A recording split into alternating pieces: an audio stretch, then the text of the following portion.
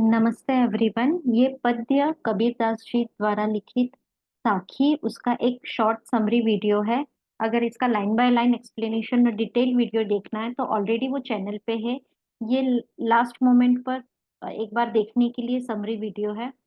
तो कबीरदास जी का बहुत सर्वोच्च स्थान है हमारे कवि समाज में और बहुत बड़े कवि माने जाते, संत कवि है वो।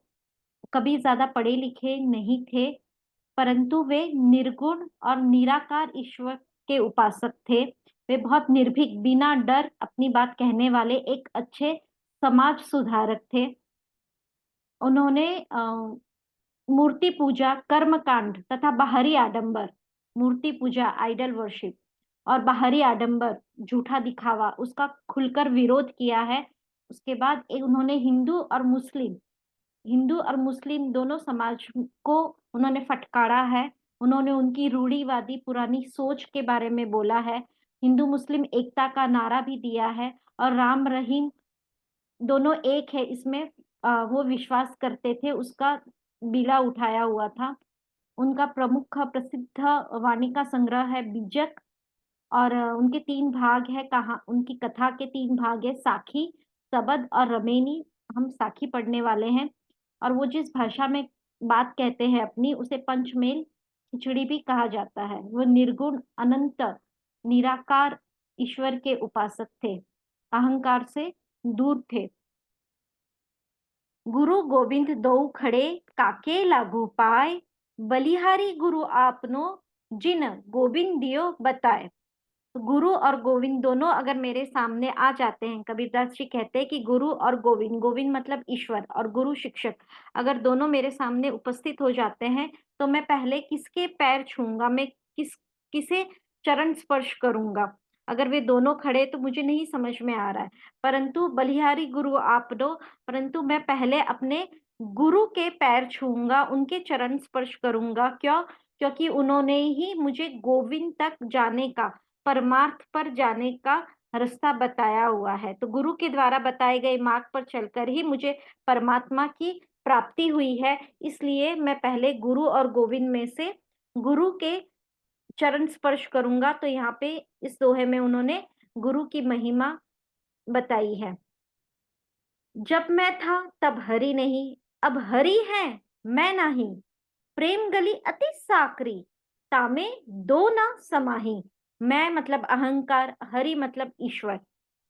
प्रेम गली अति साकरी मतलब नैरो, तंग, बहुत पतली गली है।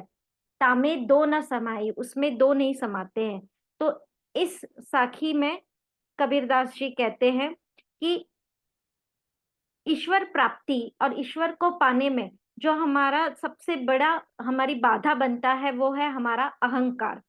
अगर हम अहंकार को त्याग देते हैं तो हमें ईश्वर की प्राप्ति संभव है। अगर अहंकार है तो ईश्वर नहीं, और ईश्वर है हमारे मन में तो अहंकार नहीं रह सकता। दोनों में से कोई एक ही चीज रह सकती है।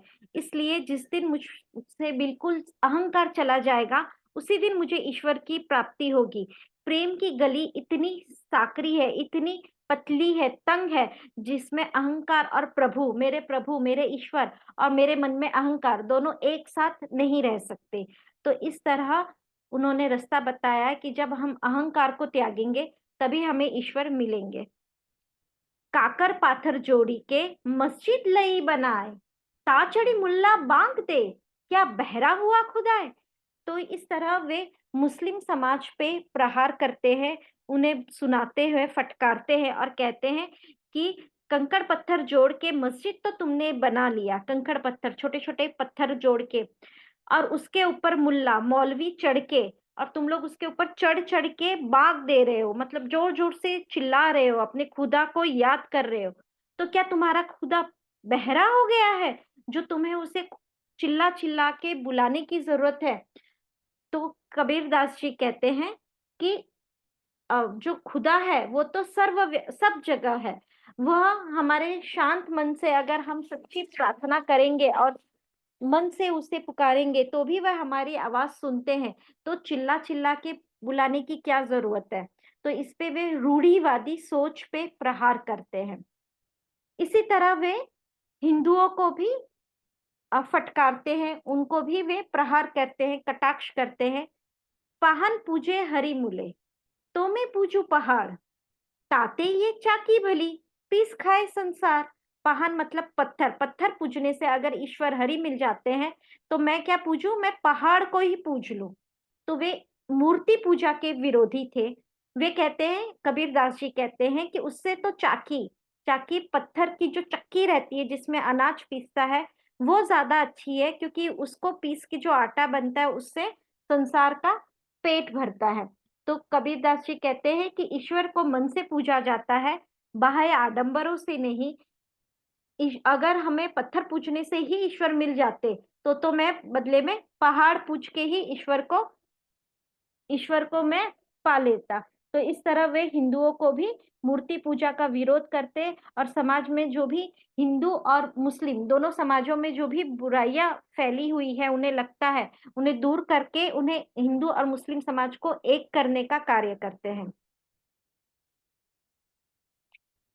लास्ट है, सात समंत की मसी करो, मसी मतलब स्याही, इंक, लेखनी सब बरनाए, लेखनी कलम बरनाए, पेड़ पौधे वृक्ष जंगल, सब धरती कागज करो, सारी धरती को कागज बना दो। हरि गुण लिखा न जाए, तो भी हम हरि के गुण नहीं लिख सकते हैं। कबीरदास जी ईश्वर के उपासक थे, वे निर्गुण निराकार ईश्वर के उपासक थे। वे ईश्वर की महिमा कहते हैं कि वह अनंत है। वे कहते हैं कि मैं उनके गुण का बखान नहीं कर सकता हूँ, मैं नहीं बता सकता हूँ कि वो कितने महान थे, महान है, महिमा नहीं कर सकते। अगर सातों समुंदर की स्याही बना दो, सब वृक्षों की कलम पेन बना दो, सारे धरती सारी धरती का हम अगर कागज बना दे, तब भी हम हरि के गुणगान नहीं कर सकते हैं। ना तो उनके गुणगान को किया जा सकता है, ना हरि ईश्वर की महानता को समझाया जा सकता है। वे अनंत है, निराकार है, महान है। और उन्हें कैसे पाया जाता है, उन्हें अहंकार को त्याग कर ही पाया जाता है। इस तरह उन्होंने हरि का, ईश्वर का गुणगान किया है। I hope you are enjoying the lesson. Keep reading, keep studying. Bye bye.